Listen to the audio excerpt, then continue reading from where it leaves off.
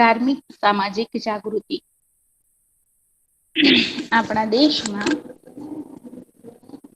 ધાર્મિક અને સામાજિક જાગૃતિ કેવી રીતે આવી, બરાબર, કોણે કોણે એમાં મદદ કરી, બરાબર, એના વિશે આપણે અહીંયા અભ્યાસ કરી રહ્યા છીએ.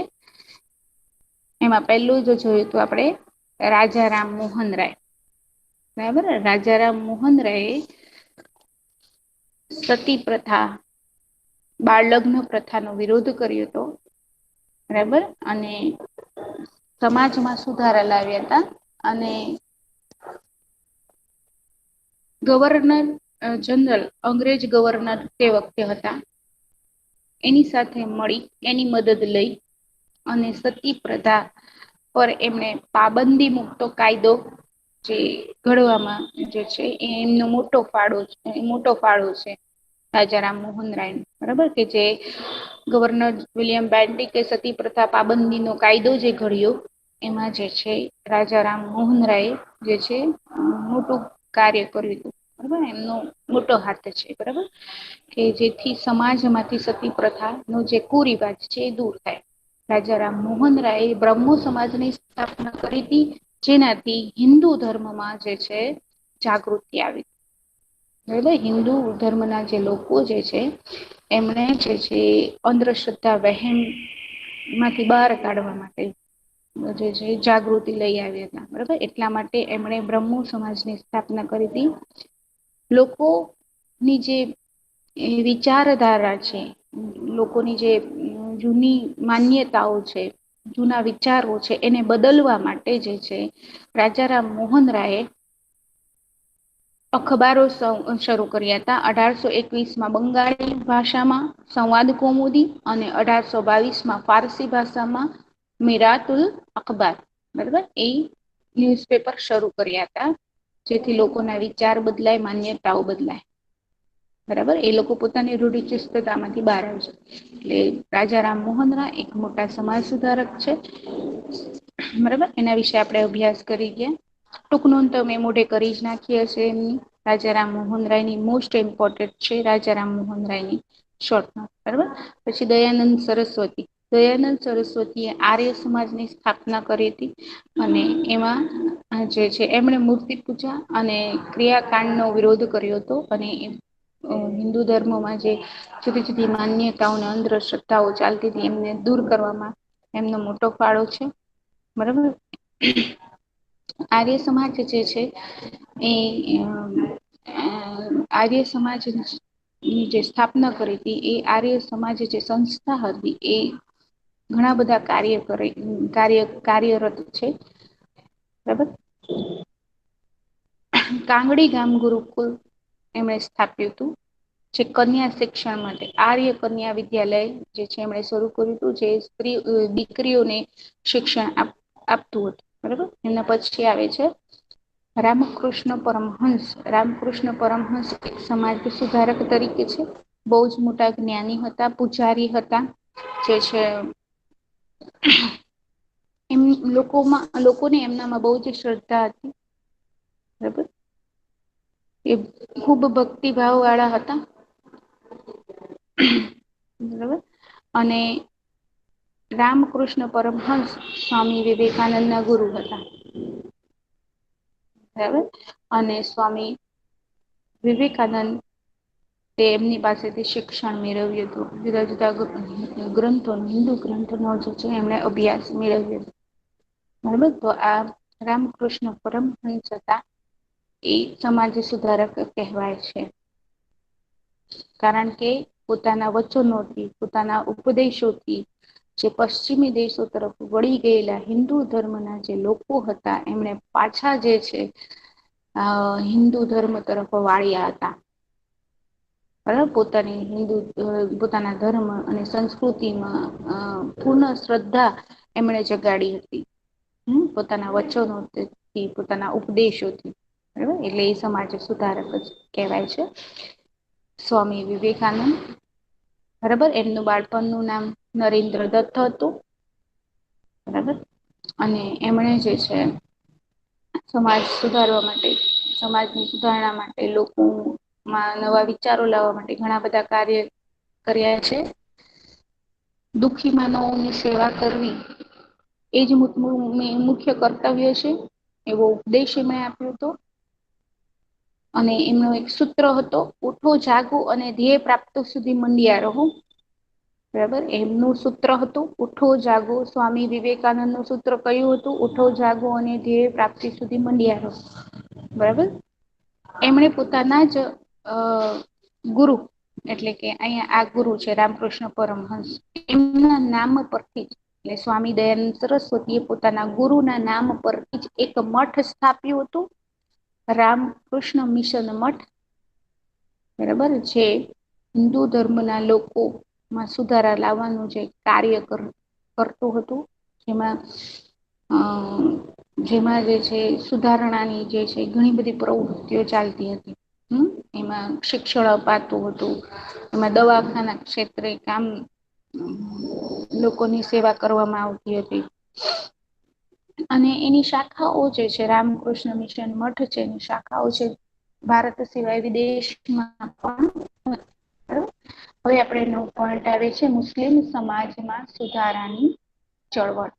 હવે આ બધા જે આપણે જોયા કે સ્વામી વિવેકાનંદ છે, રામકૃષ્ણ પરમહંસ છે, રાજા રામ મોહન રાય છે, દયાનંદ સરસ્વતી છે, એ બધા જે છે એ લોકોએ સુધારા કર્યા. બરાબર, હિન્દુ ધર્મ. હવે ભારતમાં મુસ્લિમ ધર્મો પણ રહેતા હતા, શીખો પણ રહેતા હતા. બરોબર, એમાં જે હિન્દુ પછી મુસ્લિમો આવે, બરોબર, જેની સંખ્યા વધારે છે ભારત હિન્દુ પછી. તો એ મુસલમાનો જે હતા એ ધર્મમાં પણ, મુસ્લિમ ધર્મમાં પણ અંધશ્રદ્ધા ને કુરિવાજો જેવી માન્યતાઓ જે હતી જ એમાં એ પીડાતા જ હતા. મુસ્લિમ સમાજ પણ. તો એ સમાજ, મુસ્લિમ સમાજમાં સુધારક કોણ લાવે? બરાબર, એ લોકોને કોણ જાગૃત કરે?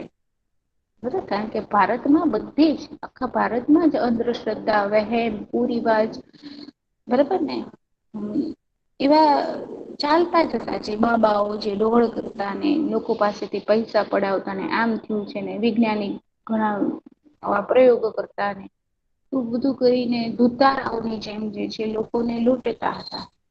અને લોકોમાં એટલી અંધશ્રદ્ધા હતી કે એ બધી એ લોકોની વાતો માની લેતા હતા. બરાબર, તો એ બધી માન્યતાઓ જે છે મુસ્લિમ સમાજના જે મુસલમાનો હતા એમાંથી કોણે બહાર કાઢી? બરાબર, એમાં કોણ ક્રાંતિ લાવી? મુસ્લિમ સમાજ સુધારક કોણ કહેવાય છે? તો અહીંયા આગળ પેલું જે છે કે 19મી સદીની શરૂઆતમાં ઉત્તર પ્રદેશમાં રાયબરેલીના એક વ્યક્તિ હતા જેનું નામ હતું સૈયદ અહેમદ ખાન, અને બંગાળના એક વ્યક્તિ હતા જેનું નામ હતું શરીયતુલ્લાહ. એ બે વ્યક્તિઓ જે છે એ બીડું ઉપાડ્યું કે મુસ્લિમ ધર્મમાં એ લોકો સુધારો લાવશે. એ લોકો જે અંધશ્રદ્ધા છે, વહેમ છે,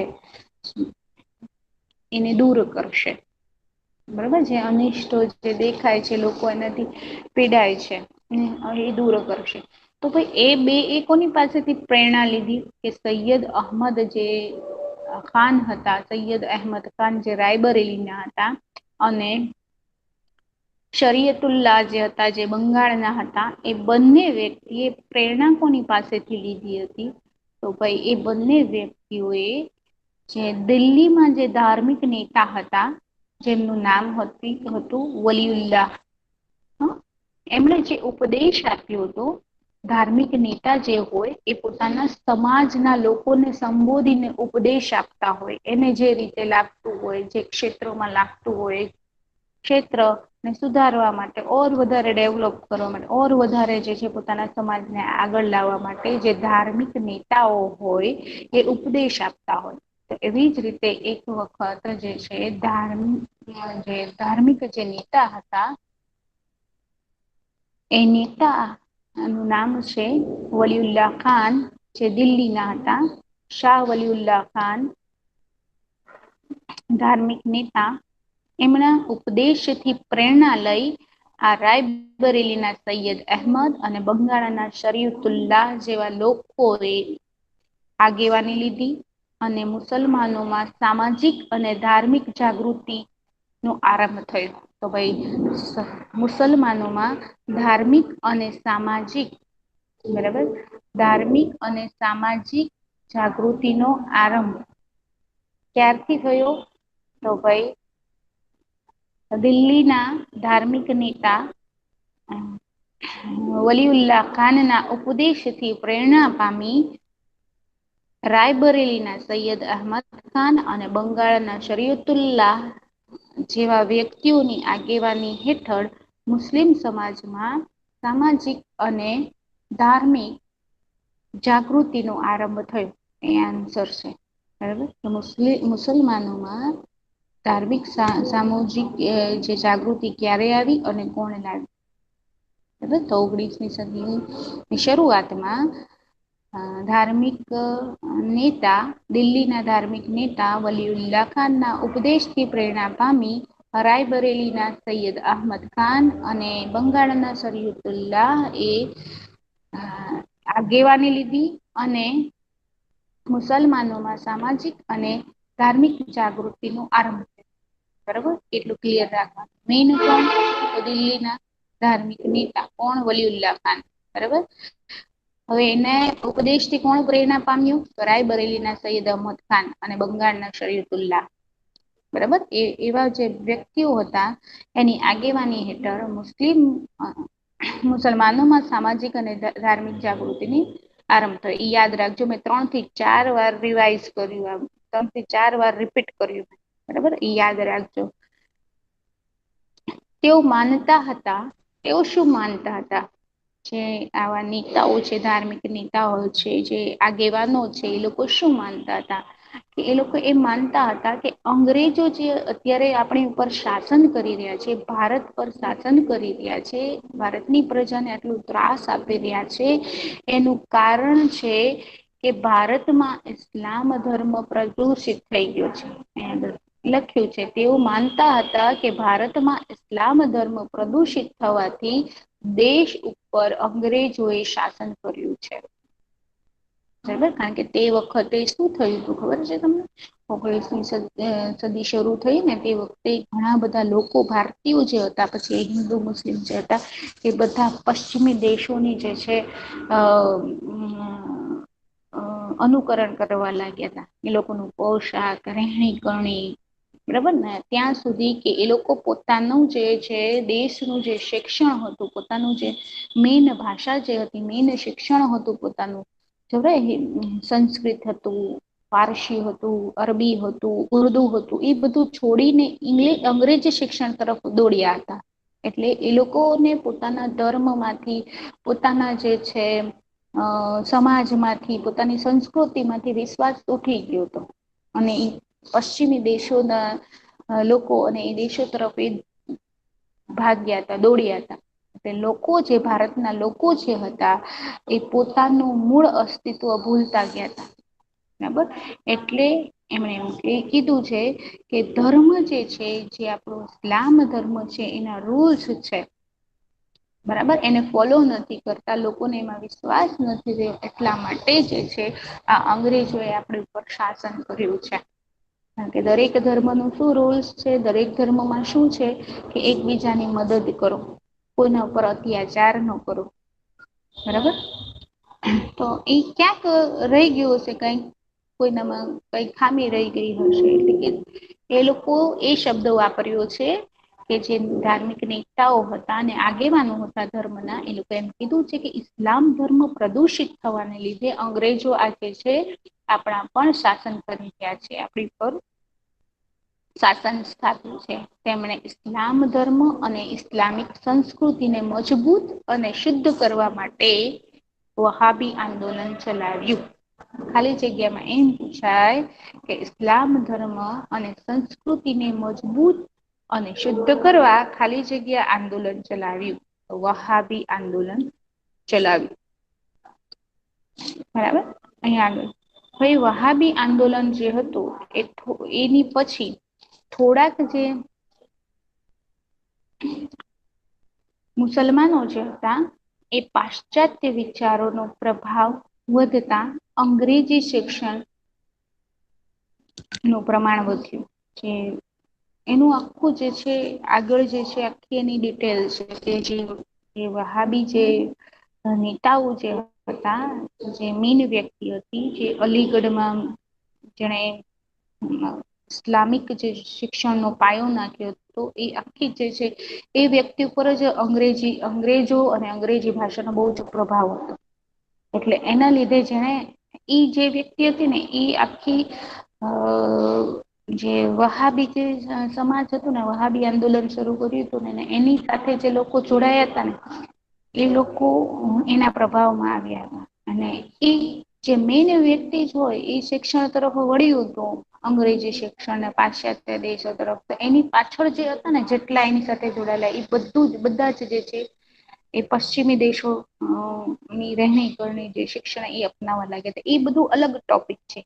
બરોબર એ મતલબ કે આનાથી કોણ એટેચ હતું એટલે મેં તમને કીધું કે જે અલીગઢ યુનિવર્સિટી છે એને સ્થાપક જે હતા જે વ્યક્તિ મૂળ હતા મોહમ્મદ એ તમારે આગળ આવશે ભણવામાં તો એના અસરથી બરાબર આખું જે વહાબી જે આંદોલન હતું એના પર જે છે અંગ્રેજી શિક્ષણનું પ્રમાણ વધ્યું હતું અને ઉલેમાઓની રૂઢિચુસ્તતા જે ઓલેમા હતા આપણા જે મુસ્લિમ ધર્મના જે વડીલ હતા ઉલેમાઓ જે હતા જેને ઇસ્લામ ધર્મમાં ખૂબ જ ઊંડો જ્ઞાન હોય એની રૂઢિચુસ્તતાને લીધે તે વખતના મુસલમાનો હતા એ અંગ્રેજી શિક્ષણ અને આર્થિક સામાજિક લાભોથી વંચિત રહ્યા હતા જો બે પાર્ટસ પડી ગયા હતા એક વહાબી જેને એના પર અંગ્રેજી અને અંગ્રેજી સંસ્કૃતિની અસર પડી હતી બરોબર એ તરફ દોરતું હતું અને જે આપણા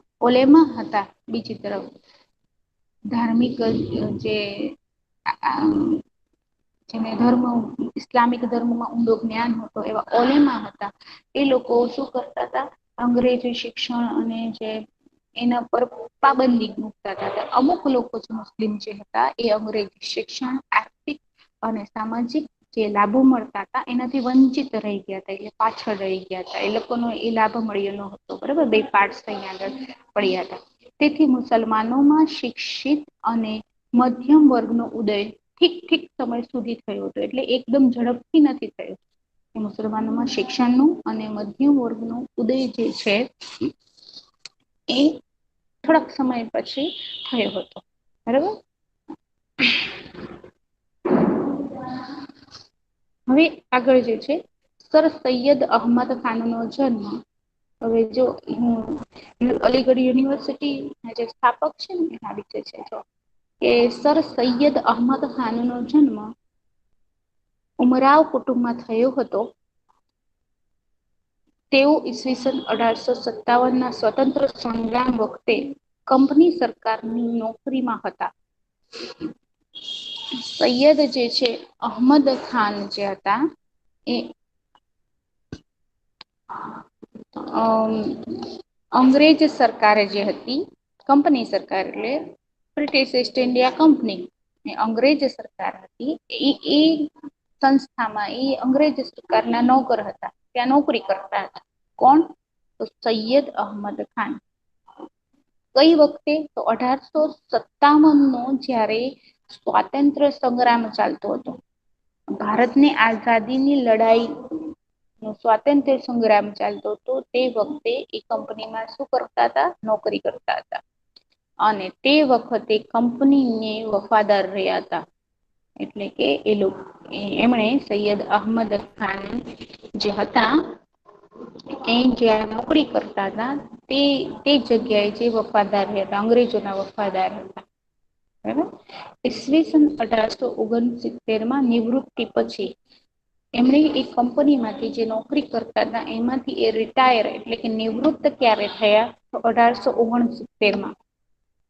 તેઓ ઈંગ્લેન્ડ ગયા અને પાશ્ચાત્ય ઉદારમતવાદથી પ્રભાવિત થયા એ પછી એ રિટાયર પછી જે છે ઈંગ્લેન્ડ ગયા અને પાશ્ચાત્ય એટલે પશ્ચિમનો જે ઉદાર મતવાદ જે હતો એનાથી એ પ્રભાવિત થયા ઉદાર મતવાદ જે છે એક અલગ જે છે ટોપિક છે તો એનાથી પ્રભાવિત થયા અને તેમણે મુસલમાનોને અંગ્રેજી કેળવણી લઈને તેમનું પછાતપણું અને રૂઢિચુસ્તતા દૂર કરવાનો આગ્રહ કર્યો. એમણે શું કર્યું કે મુસલમાનોને એમ કહ્યું કે તમે અંગ્રેજી શિક્ષણ લ્યો. બરાબર, તમે અંગ્રેજી ભણશો, તમારા બાળકોને અંગ્રેજી શાળામાં બેસાડશો તો તમારું જે આ પછાતપણું છે, તમે જે પાછળ રહી ગયા છો બીજા લોકોથી, બરાબર, તો એ દૂર થઈ જશે ને તમારામાં જે રૂઢિચુસ્તતા છે તમારા કુટુંબમાં એ પણ દૂર થઈ જશે. એ માટે એમણે અંગ્રેજી શિક્ષણ માટેનો લોકોને આગ્રહ કર્યો. તેમણે 1870માં તહેઝીબ ઉલ અખલાક નામનું સામાયિક શરૂ કર્યું. બરાબર, સામાયિક એટલે એ એક પ્રકારનું જે મેગઝીન આવે છે, બરાબર, એ દર મહિને પ્રકાશિત થતું હોય કે દર 15 દિવસે સામાયિક શરૂ કર્યું. એનું નામ હતું તહેઝીબુલ અખલાક. બરાબર, ઈસવીસન 1875માં અલીગઢમાં મુસ્લિમ કોલેજની સ્થાપના કરી. કોણે મુસ્લિમ કોલેજની અલીગઢમાં સ્થાપના કોણે કરી? અલીગઢમાં મુસ્લિમ કોલેજની સ્થાપના કરનાર સૈયદ અહમદ ખાન હતા. બરાબર, જે પહેલા જે એમની જે લાઈફ હતી ત્યારે એ અંગ્રેજોની કંપનીમાં નોકરી કરતા હતા અને 1869માં એ રિટાયર થયા પછી ઇંગ્લેન્ડ ગયા. ઇંગ્લેન્ડમાં શું કર્યું? એ કોનાથી પ્રભાવિત થયા? ઉદારમતવાદીથી પ્રભાવિત થયા. એ પછી ભારત આવ્યા અને લોકોને ઉપદેશ આપ્યા કે તમે અને તમારા બાળકોને અંગ્રેજી શિક્ષણ અપાવો. કેમ? તો એનાથી તમારી રૂઢિચુસ્તતા અને જે છે તમારી જે પછાતપણું છે એ દૂર થશે. પછી એમણે શું કર્યું? એને લોકોમાં ઓર વધારે જાગૃતતા આવે એટલા માટે એમણે જે છે સામાયિક શરૂ કર્યું. લોકોના વિચારો બદલાય એટલે લોકો વાંચતા તો હોય છે, છાપું વાંચે, સામાયિકો વાંચે, તો એ વાંચનમાં એવા લેખો મૂકે કે જેથી એ લોકોના વિચારો જરૂરી ચુસ્તતા છે એ બદલાય છે. બરાબર, એટલા માટે જ આપણામાં વાંચનનો એક શોખ હોવો જ જોઈએ કે જ્યાં જે વસ્તુ આપણે નવું જોઈએ તો આપણને વાંચવાની મન થઈ જાય. બરાબર, એ માટે જ આપણે અત્યારે મહેનત કરી રહ્યા છીએ અને તમને 5-5 મિનિટનું રીડિંગનો જે ટાઈમ આપ્યો છે. બરાબર, 1870માં તહઝીબુલ અખલાક નામનું સામાયિક શરૂ કર્યું અને ઈસવીસન 1875માં અલીગઢ મુસ્લિમ કોલેજની એમણે સ્થાપના કરી. જે અલીગઢ મુસ્લિમ યુનિવર્સિટી તરીકે ઓળખાય છે. તેમણે અંગ્રેજી સાહિત્ય અને વિજ્ઞાનના ગ્રંથોનો ઉર્દુ અનુવાદ કરી. જે અંગ્રેજી સાહિત્યો હતા ને કે અંગ્રેજી અંગ્રેજ લોકોએ જે સાહિત્ય લખ્યા હતા અંગ્રેજી ભાષામાં એને ઉર્દુમાં ટ્રાન્સલેશન કરી નાખ્યું હતું કે જેથી કારણ કે પેલાના સમયમાં શાળાઓમાં ઉર્દુ, અરબી, સંસ્કૃત એ જ લેંગ્વેજ શીખવાડવામાં આવતી. પછી અંગ્રેજોનું શાસન, પછી અંગ્રેજી. બરાબર, તો તે વખતે જે છે ઉર્દુ વધારે પ્રચલિત હતું. કારણ કે પહેલાના સમયમાં જે છે રાજાશાહી હતી. બરાબર ને, એમાં મુગલ સામ્રાજ્ય વધારે હતું. બરાબર, વધારે વર્ષો સુધી મુગલોએ રાજ કર્યું હતું. એટલે એમની ભાષા ઉર્દુ હતી એટલે દરેક શાળાઓમાં તે વખતે ઉર્દુ ચાલતું. બરાબર, તો ઉર્દુ, અરબી, પારસી જે હતું અને સંસ્કૃત ભાષા એ વધારે પ્રચલિત હતું. શાળાઓમાં 1 મિનિટ હા સર. તો એમણે જે છે અંગ્રેજી સાહિત્ય અને વૈજ્ઞાનિક ગ્રંથો હતા એના ઉર્દુમાં અનુવાદ કર્યું જેથી બધા જ મુસલમાનો જે છે એ વાંચી શકે. મુસલમાનોને પાશ્ચાત્ય જ્ઞાનથી પરિચિત કરવા તેમણે બુરખા પ્રથા અને બાળ લગ્ન પ્રથાનો વિરોધ કર્યો. જો ઇસ્લામ ધર્મમાં હતા, અંગ્રેજી શિક્ષણથી અને અંગ્રેજી જે સંસ્કૃતિથી પ્રભાવિત પામેલા અહમદ ખાને બુરખા પ્રથાનો વિરોધ કર્યો અને બાળ લગ્ન પર પ્રતિબંધ મૂક્યો. બરાબર, અને વિધવા વિવાહ તથા સ્ત્રી કેળવણી તરફ તરફેણ કરી કે વિધવા હોય એને પરિવાર લગ્ન કરી શકે ને સ્ત્રીઓને ભણાવો. બરાબર, કેળવણી એટલે સ્ત્રીઓને શિક્ષણ આપો. બરાબર, એની તરફેણ કરી. બરાબર, આપણે જે છે અત્યારે જોઈ રહ્યા છે કે મુસ્લિમ સમાજમાં જે અંધશ્રદ્ધાઓ હતી જે વહેમો હતા, જે માન્યતાઓ હતી, જે રૂઢિચુસ્તતા હતી, એને કોણે દૂર કરી? તો આપણે બે વ્યક્તિઓએ જેને બીડું ઉપાડ્યું એ સૈયદ અહમદ ખાન, જે રાયબરેલી ના હતા, ને બંગાળના હતા શરીયતુલ્લાહ, બરાબર, જેમણે દિલ્હી ના જે ધાર્મિક નેતા હતા વલિઉલ્લાહ ખાન ના ઉપદેશથી પ્રેરણા પામી અને આ જે સમાજ સુધારાનું, મુસ્લિમ સમાજ સુધારાનું જે બીડું ઉપાડ્યું. બરાબર, અને એના પછી અલીગઢની જે અલીગઢ યુનિવર્સિટીની સ્થાપના કરનાર સર સૈયદ અહમદ ખાન, બરાબર, કે જેણે જે કોનો વિરોધ કર્યો? તો ભાઈ બાળ લગ્ન નો વિરોધ કર્યો, વિધવા તથા સ્ત્રી કેળવણી ની તરફેણ કરી. અને બુરખા પ્રથા અને બાળ લગ્ન નો વિરોધ કર્યો. બરાબર, હવે શીખ સમાજમાં કેવી રીતે સુધારા આવ્યા એ આપણે આગલા લેક્ચરમાં જોઈશું. બરાબર, અત્યારે અહીં સુધી રાખીએ છીએ. હજી આપણો લેક્ચર અત્યારે કેટલા વાગે? 10. ઓકે, અત્યારે આટલું જ રાખીએ, પછી આ કમ્પ્લીટ નહી થાય. ઓકે.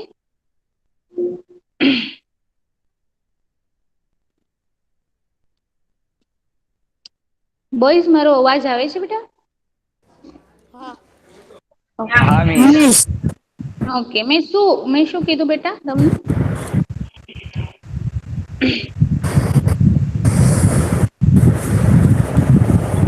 અવાજ માઈક કોનું શરૂ છે? માઈક કોઈનું શરૂ છે? ઓકે, મેં શું કીધું બેટા? કે આજે બે જ બોઈસ જે છે એને પોતાની એવરેજ નક્કી કરી છે.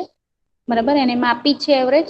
હવે જે બધા જ સ્ટુડન્ટ છે એને ફરીથી ફ્રાઈડે ના મિસ પોતાની એવરેજ ચેક કરવાની છે અને મને સેટરડે ના લખાવાની છે. ત્યાર સુધીના દિવસોમાં તમારે વાંચનની પ્રેક્ટિસ કરવાની છે. હા, ઝીશાન બોલ. કોણ છે? આબેદી. ઝીશાન આબેદી. મિસ મિસ એવરેજ કઈ રીતે ચેક કરવાની? લાઠ હુસેન. ઓકે. હુસેન બેટા, આપણે જે છે ને 5 મિનિટ નો ટાઈમર રાખવાનું ને, આપણે જે બુક જે આપણને ગમતી હોય, જેમાં આપણને રસ હોય, ગમે એ બુક હોય, એસએસ હોય, હિન્દી હોય, ઇંગ્લિશ હોય, બરાબર, એ લઈને બેસવાનું છે.